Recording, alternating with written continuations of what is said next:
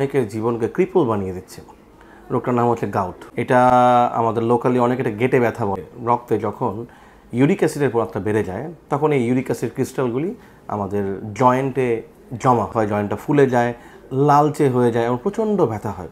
আমরা এমন অনেক রোগী পেয়েছি যারা এসে বলে এই ব্যথাটা অসহনীয় এবং চাদর দিয়ে পা মুড়িয়ে রাখলেও ব্যথাটা কমে না। অনেকে পা ফোলা নিয়ে পর্যন্ত চলে আসেন। অনেক সময় প্রথম সাইনটা দেখা যায় যে আমাদের পায়ের যে বুড়ো আঙ্গুলটা সেটা লালচে হয়ে যায়, প্রচণ্ড ব্যথা।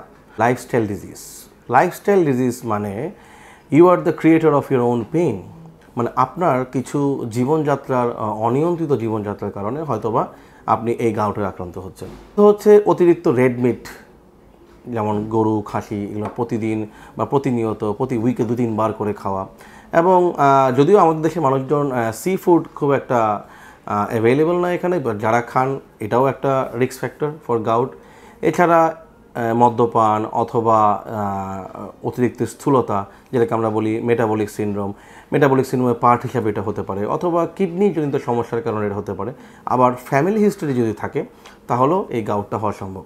এছাড়া আমাদের রেগুলার প্রেসক্রাইব কিছু মেডিকেশন, কিছু ব্লাড প্রেশারের মেডিকেশন যেগুলোকে আমরা বলি ডাইউরেটিক্স, অথবা কিছু রক্ত তরল হওয়ার মেডিকেশন, এগুলোও কিন্তু গাউট আপনার করতে পারে।